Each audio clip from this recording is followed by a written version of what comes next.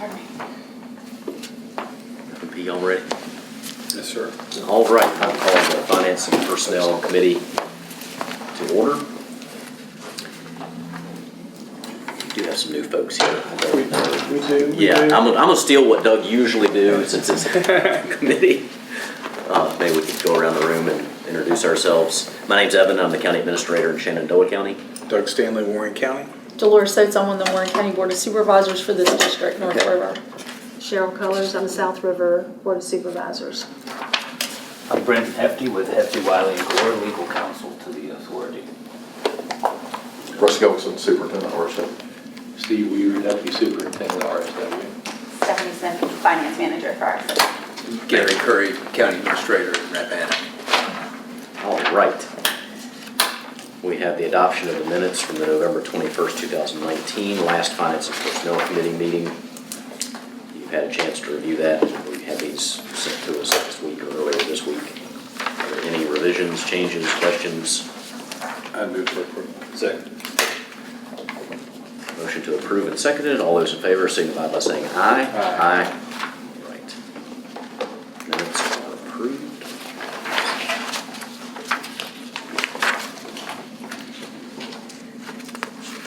Right, Superintendent's report, item number 3. Sure. Average daily population breakdown for the jurisdictions is Rappahannock with 14 at 3.9%. Shenandoah County with 164 at 46.1%. Warren County with 178 at 50%. Total member jurisdiction ADP is 356. We do have 52 contract beds with Page County, 92 with Culpeper County, bringing our total facility ADP to 500. Current vacancies, we have 29 officer vacancies. This does include the 8 positions held for vacancy savings. We have 2 LPN vacancies with 1 LPN background and 4 officers in background currently. There was a change, I had 3, but it's actually 4 officers in background. Recruitment and retention, interest in officers vacancy seems to be picking up again after the holidays. We've had several people in the last week contact us and say they're working on completing applications. So we're hoping to see more of those applications rolling in here over the next few weeks. We have lost 2 officers over the last month to Warren County Sheriff's Office, and we have another one in the final stages of the hiring process with Warren County. The ones that went to Warren County are actually going to stay on here as part-time. Both of them, said that they wanted to stay here. Basically, their change was they wanted to have a Monday through Friday schedule. Both of them are going to be working the lockup for Warren County. So it's corrections jobs elsewhere. It's still corrections, just with the Sheriff's Office. MA programs and services. During this period, our state workforce provided services to all 3 member jurisdictions. We do have some photos later on in the report that kind of reflect some of the work that's being done at parks or at the academy, painting, doing different programs with litter pickup. We did receive a letter from Rappahannock County Parks and Rec thanking us for the work that's been done over the last year at the park there in Rappahannock County. It does outline, number of days work, how many hours, things like that. So we're glad to provide that service and look to continue to do that this spring once the weather kind of cooperates a little more.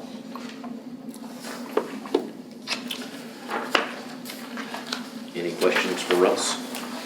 I just appreciate the litter pickup. It's a good winter project, the grass is down and shrubbery's away, so we can get in there and get all that taken care of now. All right, Finance Director. We have $425,000 received from the Compensation Board in November for the October 2019 salaries and benefits reimbursement. And $417,000 was received in December for the November 2019 salaries and benefits reimbursement.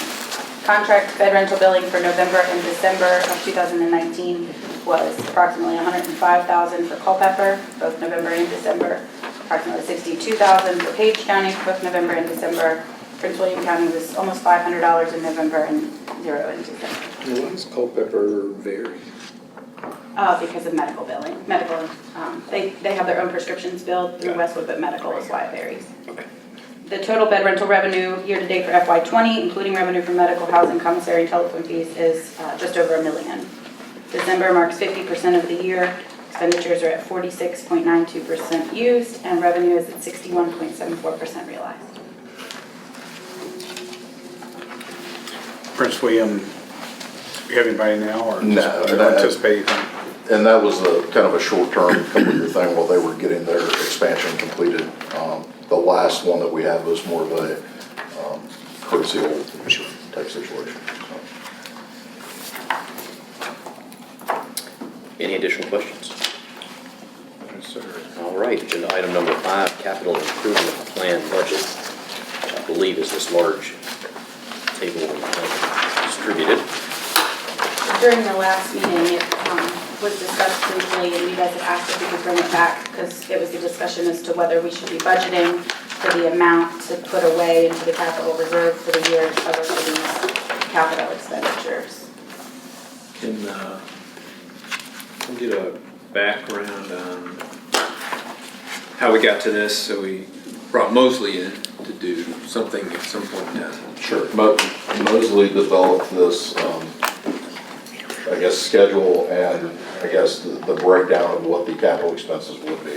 So they plug these numbers in based upon, methodology of life cycle of different equipment and, from the time that we started and this, it just kind of gave us a general area to start from to kind of plan for the future as, things begin to wear out and need to be replaced in the building so that we can make sure that we're maintaining to the standards that we have today.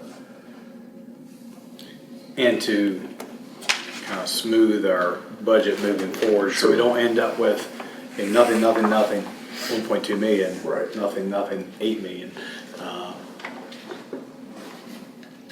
I did calculate that the total cost throughout this is 19.5 million. And if you take that total cost minus our current capital reserve balance, which is 408,000, and divide it out by 14 years, which would be the span of when this ends, it's about $1.3 million per year. Say it again, 1.3. 1.3 million, approximately. That's exact numbers. Some of these items have significant life and may not be pay-go. I mean, we might. Finance. It might be Yeah, financed yeah. if it's a You mean 10 or like 20 year. 29, Yeah. If it's a whole bunch of HVAC, generator, all the I electrical. don't think lighting. we have this sheet in our packet. Can we? Yeah, it's It's in there, but it's small.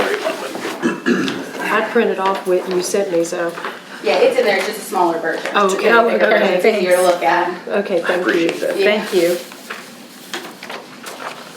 So we currently have a balance of 408,000 in the CIP fund. Is that something we, refresh my memory, fellow members, is that something we apply a certain amount to every year, or do we discretionarily place, if we choose to, any unassigned fund balance at the end of the year we could theoretically add to that account? Over the last couple of years, we've looked at it at the time of true up and determined, in addition to the amount that was expensed in the fiscal year, should an additional amount be expensed and shared among the members and their relative percentages. So true up discussion is coming up on this agenda, and we can have that same discussion. But last year, there was an interest to provide some funding, but it didn't end up happening because of the way everything shook out with the trip.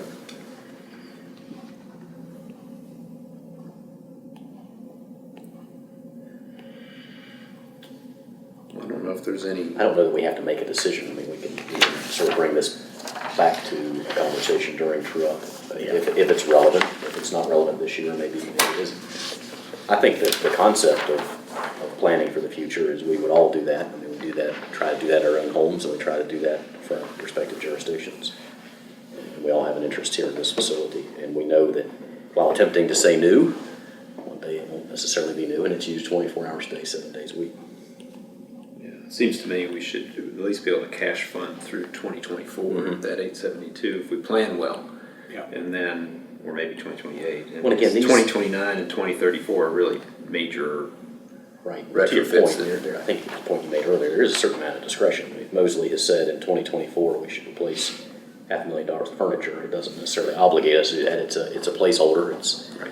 I mean, and honestly, I can't see us doing that, you know, I mean, we're trying to maintain things as we go and not let it get totally in disrepair, so I don't see us, you know, spending $500,000 on furniture in 2024, so. More likely the video and the electronic equipment, those things, The technology access will control, change. yeah. That's right, the license. The ability to maintain it. The electronic security system and all the packages that kind of go along with that are what's going to probably come to the end of its life cycle sooner than anything. And a lot of it is, it's just not gonna be supported. You know, that's what we find is, you know, after so many years, just like you do with Windows and everything else, oh, we're not gonna support that anymore. So it's the same kind of thing. Do you have to That's buy why- software upgrades every year and those There- sorts of things there's- as they become available There's for the software equipment? upgrades and, you know, but then as you buy those, well, then your equipment doesn't, you know. Right, it's they're not compatible. It's not compatible, so. It's you the know, hidden cost of technology. So that's why within a 9-year span, you've got cameras and all that. Again, it's the technology, not that they, okay. Right, Do you have IT staff that we support you do, here? we Okay. do. We have one IT manager, so. I'm sure it keeps that IT manager pretty busy, doesn't it? He is very busy man, yes. Well, it's good to have this information. I don't know, I'm still a junior member on the committee, so it's good to know that this document exists. It's good to know that an architect put it together and gives us some form of roadmap. Document, your chair. Must not been 10 here. years. Some of the things I. All right. Yeah. Moving on, the FY19 annual report. I don't really have anything specific or a presentation for that. It's more just, you know, our annual report that we present back to the board to kind of give you guys an idea of, you know, all the, you know, accomplishments or things that we've done throughout the year of programs and services that have been offered. If you guys have specific questions or anything in the report, I'd be happy to answer that. I think what typically has happened in the past, I think each jurisdiction's invited me to come speak to their board to speak specifically to this report. If that's the desire again this year, I'd be glad to do that. Like I said, I don't really have any highlights that I need to, you know, bring to your all's attention. It's really just, you know, kind of the overall what we do here at RSW. I think that's a good thing for us and for the people that either come to the meetings or watch it on video to. Check your schedule for the 4th of February in the morning if you're available. If not, we'll get you another date, but the next one, the morning meeting, you could.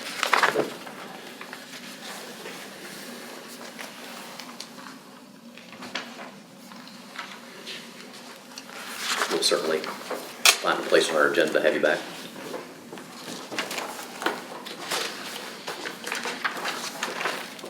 Any other questions? All right, the 2019 annual water sewer true up. Exciting stuff. It is. This is also something that's just included for you guys to see. The town front row sends this to us every year, and I know there was an agreement that if our usage is at a certain something, we can get a credit, and we've not received that. We've never received that. Our usage is always higher. Pardon me. Doug is the senior member on this group. There's so much.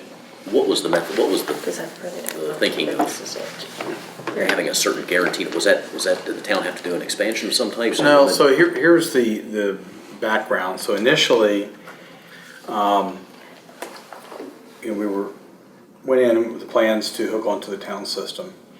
Part of the design of this facility, which is a LEED certified facility, included the collection of all the rainwater that hits the roof and the use of that rainwater for both the cooling tower, which does not end up into the sanitary sewer system, and the laundry, which ultimately does end up in the sanitary sewer system. The town's utility code did not allow for the introduction of that water into their system. They only would take what they produced.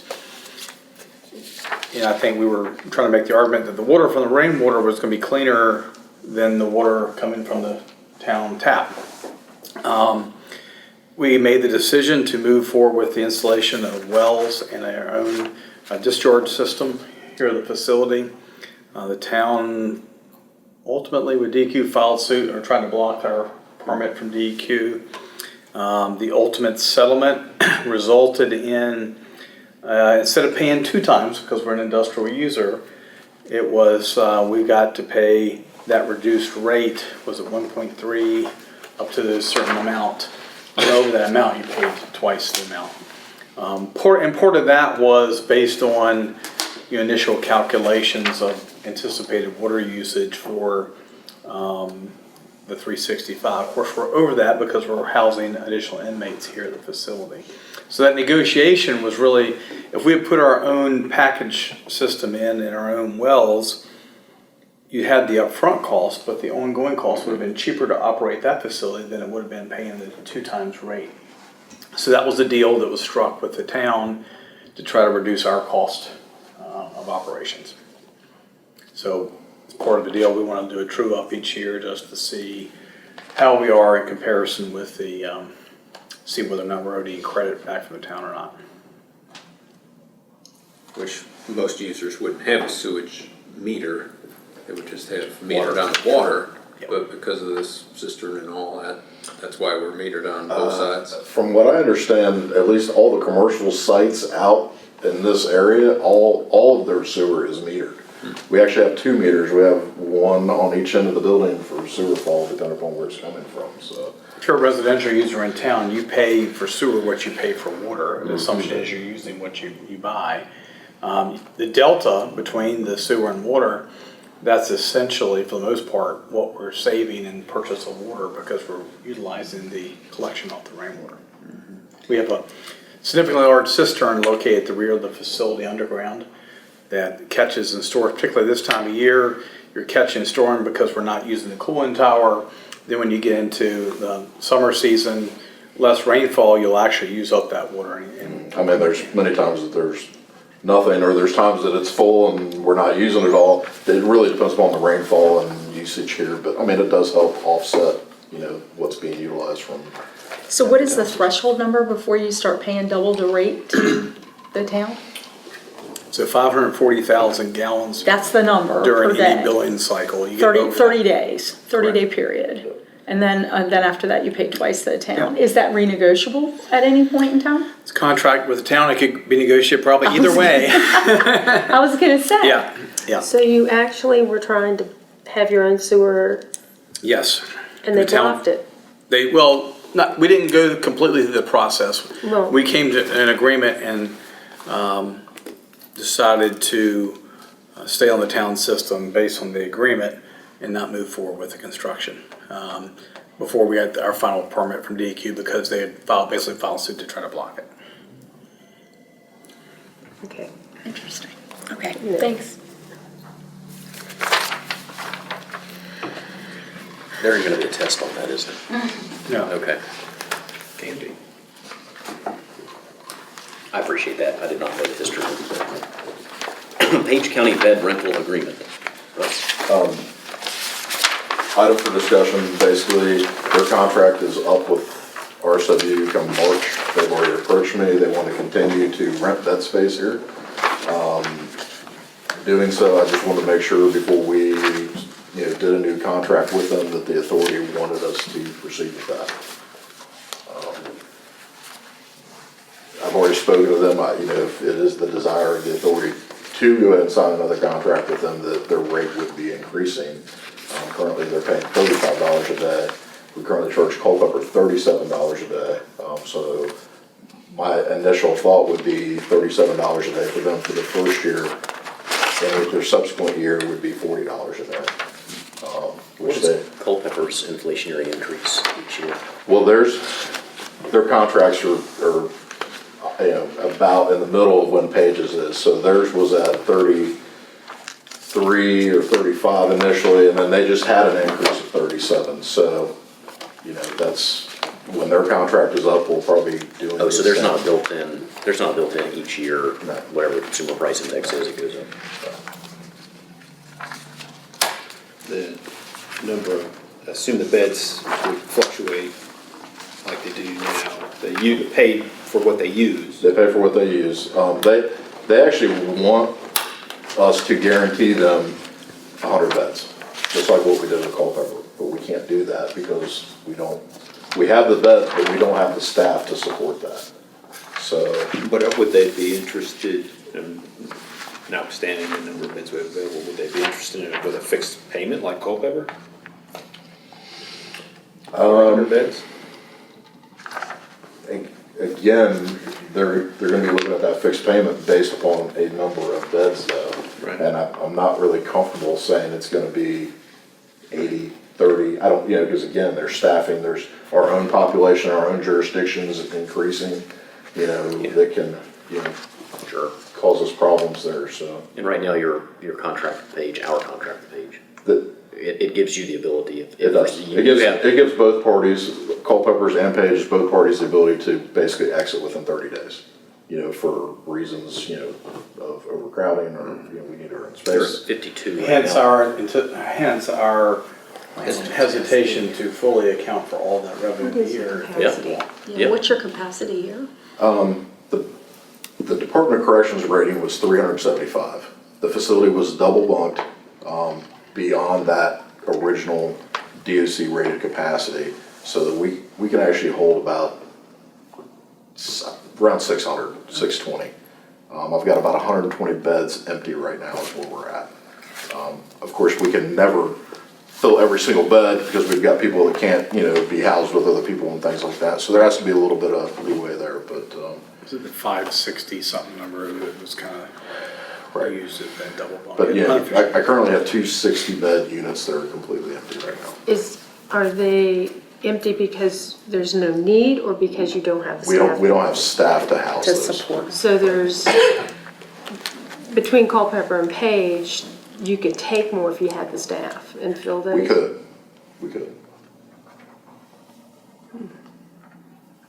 And I believe we've had, a month or two ago, we had a fairly robust discussion about staffing and our superintendent using his discretion to know where those limits are.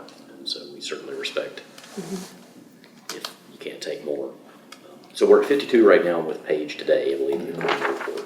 You're comfortable around that 50? And what I've told them is, look, we can maintain that number, I just can't, really exceed that most of the time unless our local numbers go down. Yeah. If you open a whole new block of 60, then Right. you could give them their 100, but that would require us to make sure we can hit certain staffing levels. Sure. Still have one whole, I guess, pod or whatever you call it. Their closest option is 3 hours away now. Middle River Regional Jail, which is where they used to house their inmates, they're over capacity. They've already, there's recently an article out that they're talking about expanding. They're talking about looking to rent bed space themselves because they're over capacity. So they don't have another option closer to them than us. So is 37 the right number? Well, I guess that's for the, you don't want to overprice.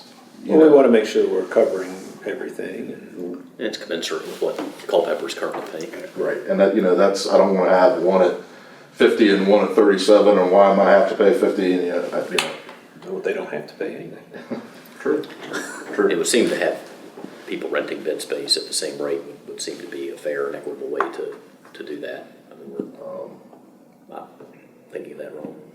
No, I think, but you got the escalator the following year to get us at 40, and in essence, we're making money. You're heating and cooling the facility. A lot of your basic costs are some costs. It's mostly, food, water, sewer, and then personnel. The closer you're able to stay with the existing personnel, and that's where you in theory, make the money.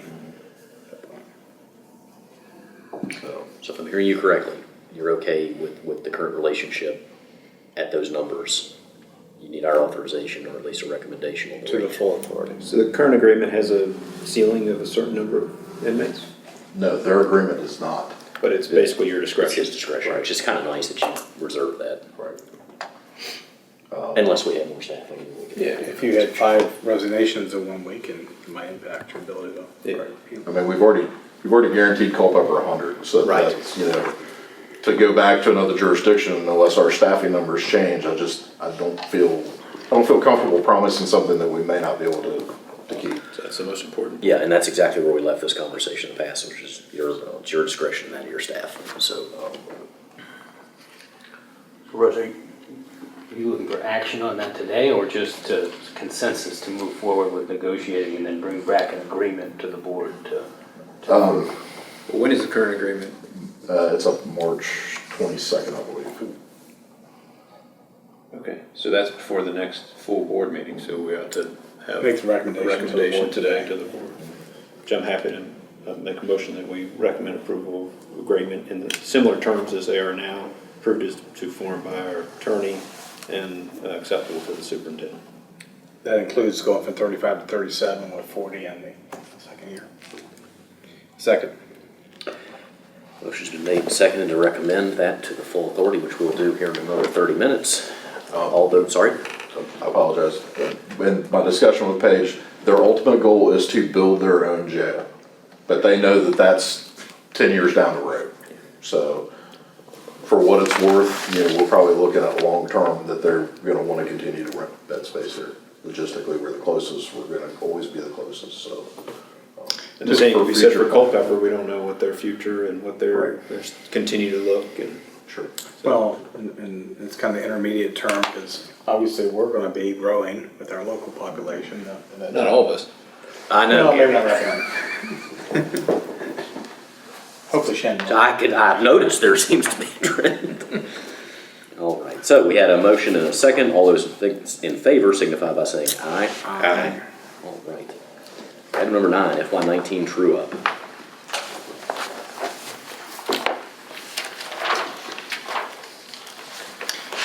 Just if I could, for the edification of my two board members that are here. So our jail expenses are basically split using a running 3-year average of utilization of the facility. On this true up sheet, at the top, basically all these years, you're calculating what is the average 3 years of that term. Problem is you have to base your budget on previous 3 Too years. small for me. I know. Take that. I can't see that. Evan, you got a couple extras. I'm gonna need more powerful readers than these babies to see that. I write small, but even I So can't. you base, I'm good. Should be 2 for the This true is up. good, but this Yeah, the top is one's really not. all they need. Oh, I thought that was me. No, it was so that one. you base your budget on a guesstimate, but what happens is reality, and you're doing that, let's say this year, in the next, I gave her mine. Sorry. That's all right. In the next, month or two, as we're finalizing our budget, we're based on the numbers that we currently have at hand. Well, those will change when we complete out this current fiscal year, and that'll become the new 3rd year, in essence, of the 3 years of the analysis. So you have to go back and kind of recompute it to see who's either overpaid or underpaid. When you look at the utilization on this sheet and you really look at these, you can see if you go back to FY15, Warren was at 61% utilization, Shendo at 33, Rappahannock at 5.69. The year after that, we had dropped to 59, Shendo had popped up to 34. We went down to 55%, Shenandoah at 37%, Warren 54%, Shenandoah 40%, at 52 to 42. And in Russ's presentation today, our current numbers, Warren's at about 50%. So what's happened is Warren's number, we were paying about 10% higher than now versus now. So our share, in essence, has gone down. Rappahannock has stayed about the same, and Shenandoah has picked up. What's happened? We've seen at the top. You see those actual numbers. We're at one point in time. We were back in 2014. We had 232 inmates on an average daily basis, and we're at about 173. And we've been pretty consistent. Shenandoah's gone from 104 average to about 150, which kind of makes sense. Your populations within a couple thousand of ours are very similar. You always wondered, do we have more criminals per capita, or do we do a better job of law enforcement, or the judges stricter in their sentencing? It was probably a combination of everything, right? But those numbers have kind of balanced out. I know for us on the local side, we budgeted a consistent amount. If we have excess then we've used that for other things. At the end of the year, we put money aside to kind of hedge our bets for the coming year. But the problem is, just as it's come down in a couple of years, it could go back the other direction. That's the danger. You have, it does show you that kind of transition where we've had a, So we guesstimate, and then at the end of the year, we do a true up, and then everybody pays. If there's a delta, then the person with the delta pays the Correct. necessary Right. true up. Okay. But the That makes true-up's, sense. but the true-up's based on a 3-year rolling average. 3-year So it's rolling not a average. single year, it's the use of it. So Okay. really there's 1 year that's kind of, you're estimating, and then you're tossing that year out and using the most recent year when you do the true up. At the same time we make the true up on the usage percentage, we also recognize the actual revenue and the actual expense. Okay, So the budget is built around a forecasted revenue okay, and a forecasted expense. And so, we know we're not at full employment, and we know that we don't recognize all of the bed rental because we know that it's not guaranteed outside bed rental. in the budget. In the budget, In the so- actuals you do. And Yeah. so in the actuals come out and the audit comes out, and we know the actual expenditure, the actual revenue we receive from everybody other than the counties. And so then by subtraction, we can find out, well, what is the revenue needed to make up the delta, the gap? And then we share and spread that gap among the three of us by the percentage. So the percentages change in Okay. true up and the actuals change. And so the combination of those two is what leads to the ultimate true up numbers. Got it, I think. What a job you have. We worked pretty hard on this last year. I need Doug to go over to, heck yeah, I'm just kidding. It's so complicated. It The- is, the- that's the a re- really the re- The reason it's done that way, complicated and Brendan, you can speak to that, that was the authority The agreement. agreement that was originally drafted on how this Initially, would be directed. when this Yeah. was agreed upon. All 3 member jurisdictions. So at this time of year, we talked about capital just a minute ago. What we can do at this point in time is say, well, there's a certain amount of surplus revenue built into the budget, if you will. We could allocate some of that to the capital fund, Right. rather than turning it back in the form of a credit to the 3 counties. So that is a conversation that we usually have at this time of year. And on the spreadsheet, you can see there's a little black box with a 0 in it in the FY19 and 18, that if you were to plug a number into that box, you could then share that capital number amongst the partners at their percentages. Okay, And there's a note below that $74,942, if you plugged in for capital, that would adjust Shenandoah's credit to 0. If you put any more than that, then Shenandoah would be in the red for the year, and we probably don't want to do that. Last year, Shenandoah. Now this really gets complicated. Yeah. Now, you thought that was complicated, wait for this part. Last wow. year Shenandoah was in the red, $275,118. We basically let them carry forward that deficit. Yeah, but there was a cumulative It nature was of that. we did a yes. true up. We did a true up to four-year the true up. true up. okay, That's each of the 4 years you see. So last year, we got everything, quote unquote, cleaned up to date.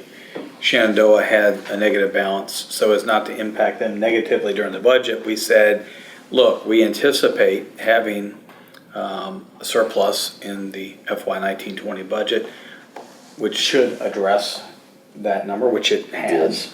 So in essence, that was it didn't hurt us as an organization and helped you guys out of the budget situation, so Correct. it worked out. So all that being said, it'd be my recommendation that we So 16 was a apply bad year. at least the Everybody's 74,942 to the capital fund, or make that recommendation to the. And again, for the benefit of the media, that's not cash coming out of Shenandoah County. No, That's simply, thank you, Max, I see you affirming with that nod. that's shared amongst all the partners based on our usage percentage over the last 3 years. I have the breakdown of what that is, if you guys wanted to know. Please. For Rappahannock, it would be $4,040. Shenandoah, it would be $31,865. And for Warren, it would be $39,037, which is what would make up that $74,942. I think the preliminary numbers, Gary, you look next year, and I'll second the motion for purposes of discussion. next year, you're anticipating that number being significantly larger for each of the jurisdictions. Again, unrealized or unanticipated bed rental revenue being the primary driver, vacancy savings being a driver. Based on the budget that we adopted for 20 and only recognized half of the bed rental, which leaves $1 million on the table, and then just a few other educated guesses, there's likely to be $500,000 that we could put to capital next year if we wanted to. A lot to happen between now and then.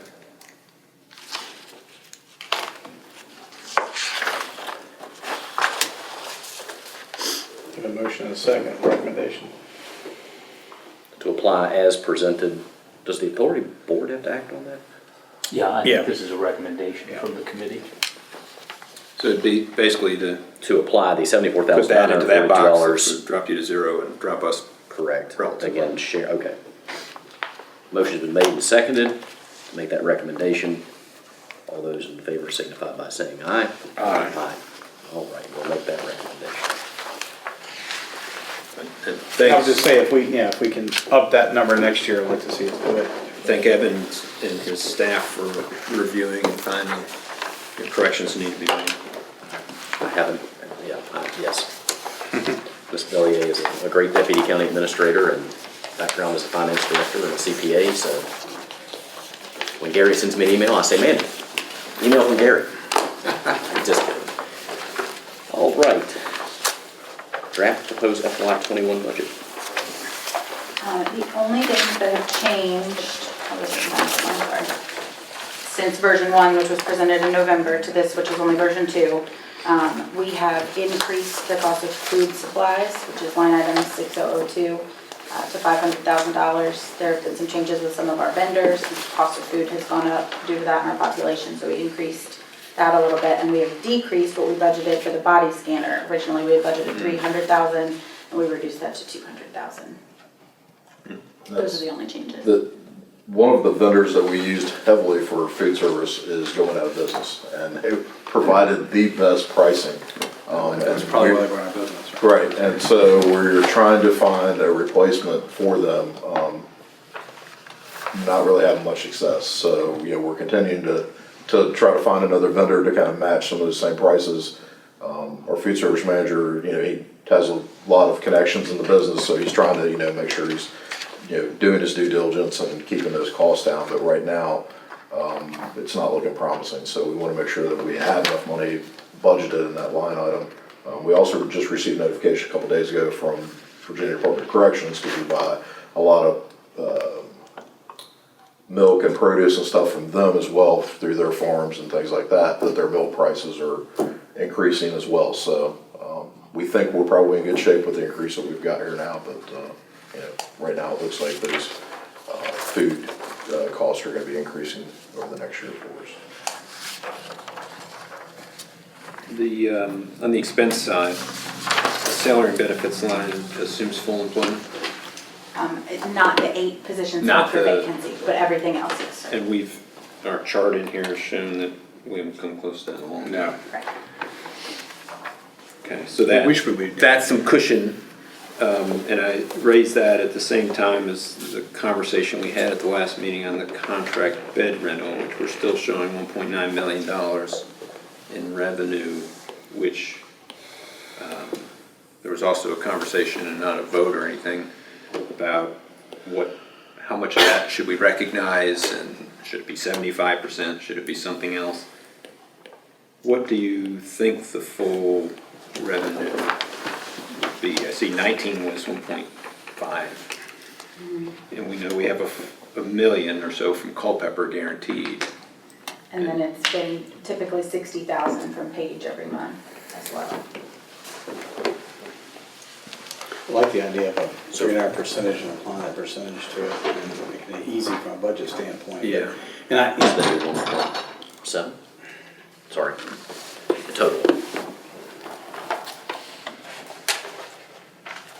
I just don't want to be caught in a situation where you get a 30-day notice and you get a pulling out, and we look back at, well, sorry, I need you to cut $500,000 out of the budget, because then we're not going to go back to our respective counties to ask for that increase. And without looking at the per diems and all that stuff that we're getting. Somewhere in that.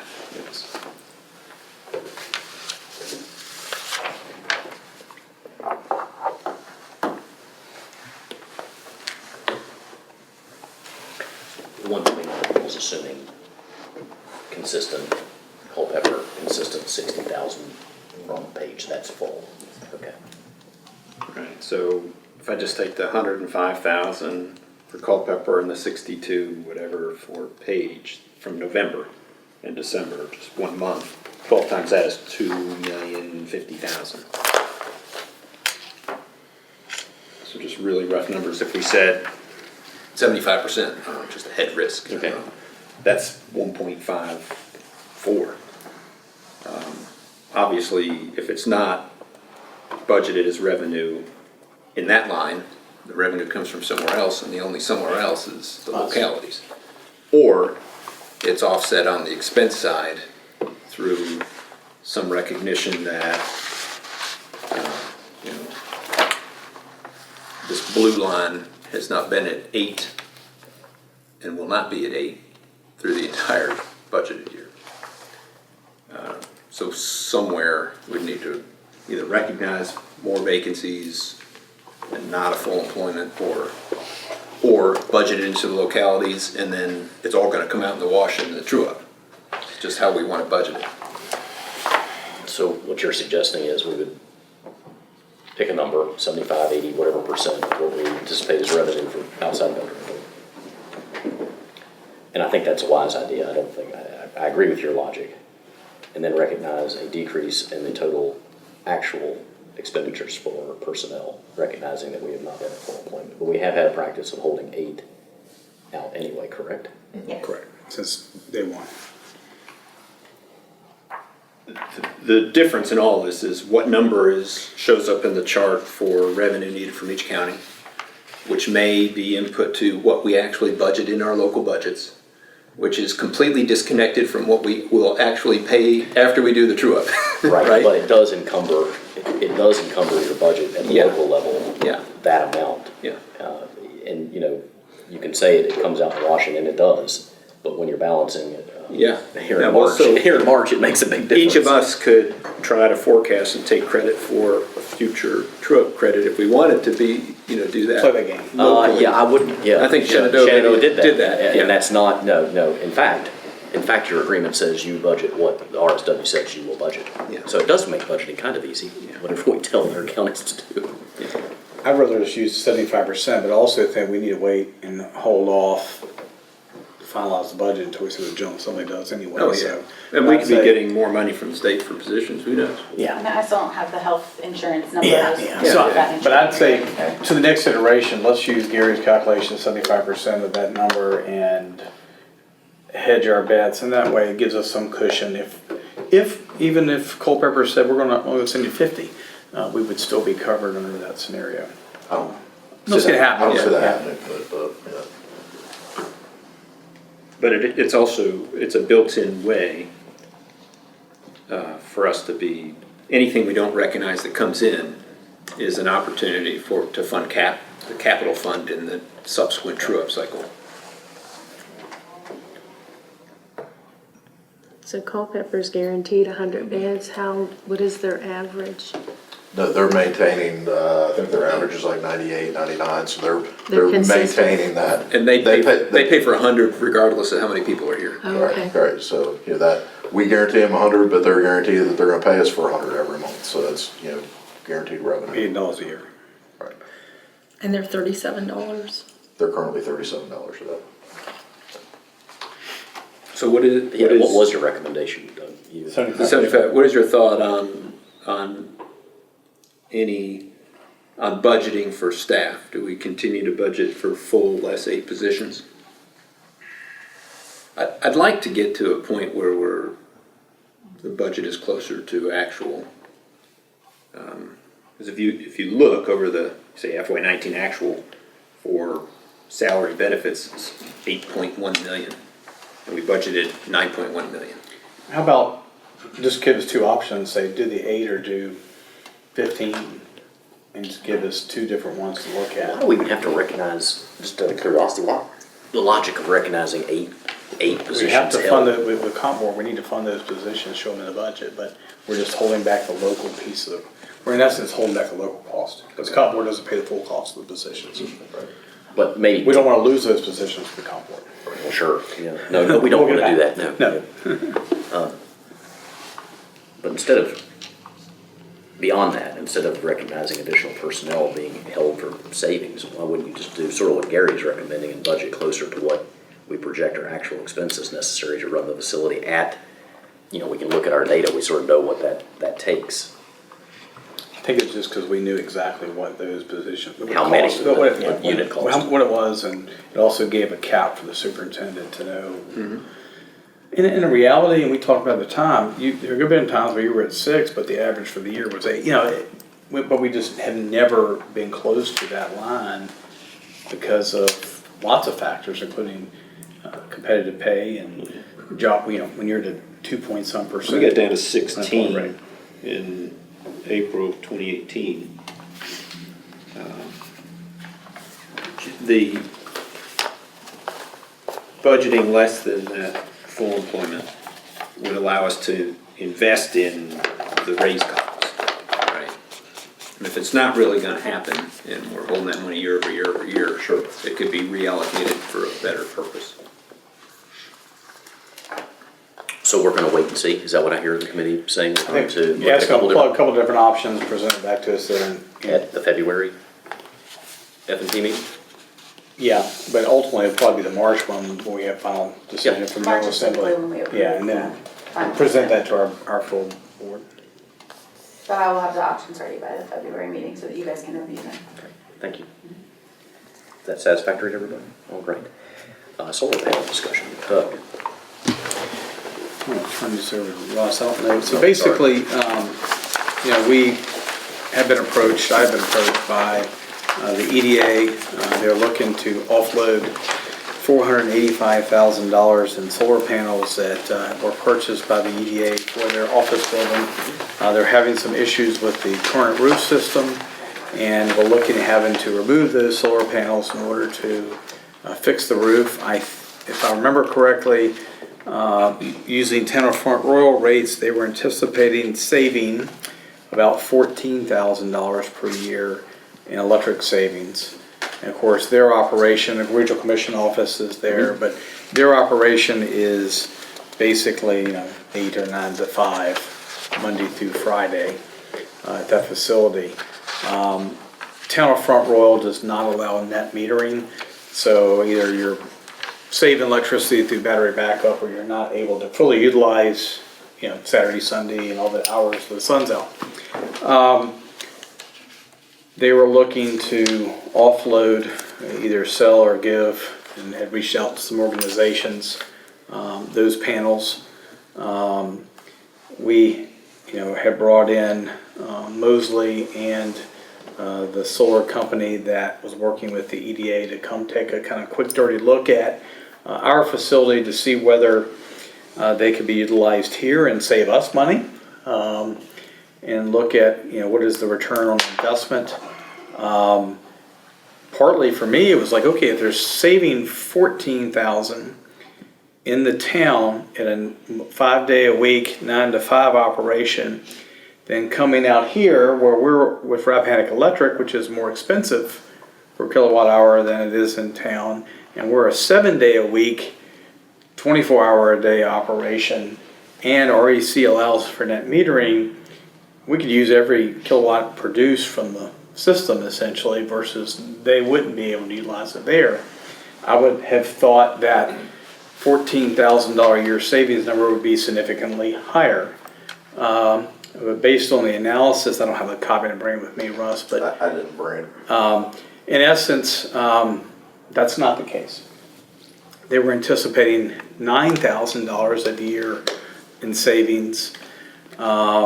And the cost to relocate the panels and either do one or two things, install them on a portion of our roof system or install them on the ground at the back of the facility, was closer to 100. 100,000 that was based upon no panels being damaged from the removal and then being reinstalled, and, there's a lot of variables that were unknown, but just, what was known, the cost would have been $100,000, and then they ran it out, for the life cycle, and I mean, there's no benefit of doing that. It was, There's no what cost was the savings. return on investment was 10 years or so, close to that. But you're running into, some of that equipment was going to fail within that time frame, so you'd have to look at replacement. So, based on basically a 10-year return on investment, I cannot see this board free, I use the word free loosely there, but free or not free, I don't think I could recommend a 10-year return on investment to put that equipment on here, knowing then within a few years, you're gonna have to start replacing transistors, different components of the system.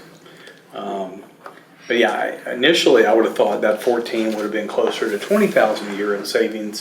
And if you did that number, maybe it's a 4 or 5 year return on investment, maybe it makes sense for us to make that investment, and obviously being a lead facility makes this that much greener, but it just doesn't look like the math works.